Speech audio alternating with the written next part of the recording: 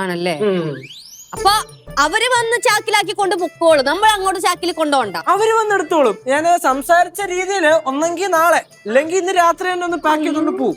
എത്രയും പെട്ടെന്ന് കൊണ്ടുപോകാൻ പറ, ഇന്ന് രാത്രി തന്നെ വന്ന് കൊണ്ടുപോകാൻ പറ. സ്കെയിലോട്ട് വരും, തൂക്കും, വില കൊടുത്തു വിടുന്നു. കൊടുത്തു വിടുന്നു. അത്രേ ഉള്ളൂ പരിപാടി. പരിപാടി അല്ലാതെ നമുക്ക് പ്രത്യേകിച്ച് ഉപയോഗമൊന്നും ഇല്ലല്ലോ.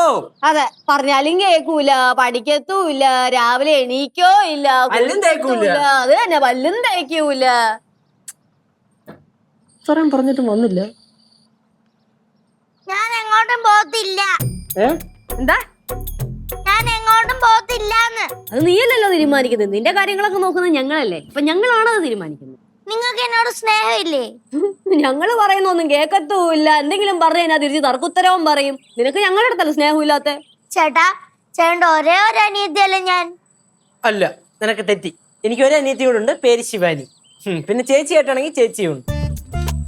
കേശു, ഞാൻ ഒരു ഡൗട്ട് ചോദിക്കട്ടെ. സപ്പോസ് ആക്രിയുടെ ബോസ് ഇവളെ വേണ്ടാന്ന് പറഞ്ഞ എന്ത് ചെയ്യും? എന്തായാലും ഇവളെ വേണ്ടാന്ന് പറയും, ഉപകാരം ഒന്നും ഇല്ലല്ലോ. അങ്ങനെ എന്തെങ്കിലും പറഞ്ഞു കഴിഞ്ഞാൽ നമ്മൾ എന്ത് ചെയ്യും? അങ്ങനെയാണെങ്കിൽ നമുക്ക് ഓൺലൈനില് എക്സ്ചേഞ്ച് ചെയ്യാം. അതാകുമ്പോ എന്തായാലും കിട്ടുമല്ലോ. ഇതിനെ കൊടുത്തിട്ട് എന്ത് കിട്ടാനാ? ഇപ്പൊ എന്ത് കിട്ടിയാലും ലാഭമല്ലേ, ഒരു മുട്ടുസൂചി ആണെങ്കിൽ പോലും. എന്നാ പിന്നെ അങ്ങനെ ചെയ്യാല്ലേ? അങ്ങനെ ചെയ്യാം. വിത്ത് ഫോട്ടോസ് ആയത് വിടാം. ഈ പ്ലോട്ട് ഫോർ സെയിൽ എന്നൊക്കെ പറഞ്ഞ പാറു ഫോർ സെയിൽ. എന്താണ് പറയും? ഹാപ്പി അല്ലേ? അപ്പൊ ചേച്ചി കൂടെ ചേർന്നിട്ടുള്ളതാണല്ലേ? അതെ, വീട്ടിൽ ഉപകാരം ഇല്ലാത്ത സാധനം ഞങ്ങൾ ആക്രിക്ക് കൊടുക്കാറാ പതിവ്.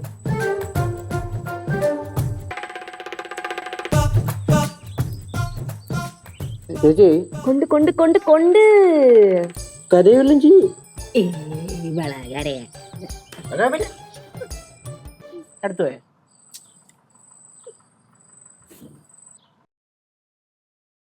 കനകം, വൈകിട്ടേ കേശുവിനോട് കടയിൽ പോയി സാധനങ്ങളൊക്കെ മേടിക്കാൻ പറയണം.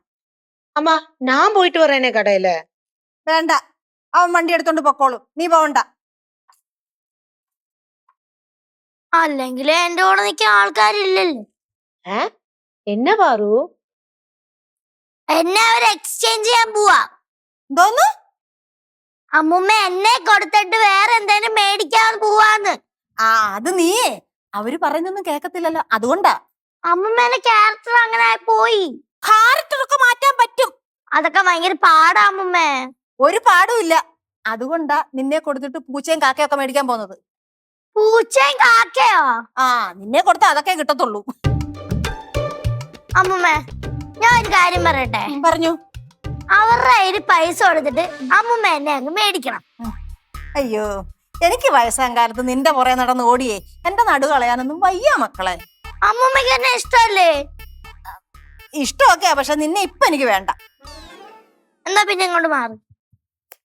കനകാന്റി, കനകാന്റി അവർക്ക് പൈസ കൊടുക്കണം, എന്നിട്ട് എന്നെ മേടിക്കണം. എന്നിട്ട് നമുക്ക് തമിഴ്നാട്ടിൽ പോയിട്ട് സുഖമായിട്ട് ജീവിക്കാം. பாரு, இப்ப எனக்கு வேண்டாம் பாரு. എന്നെ ഇഷ്ടമല്ല ആന്റിക്കും.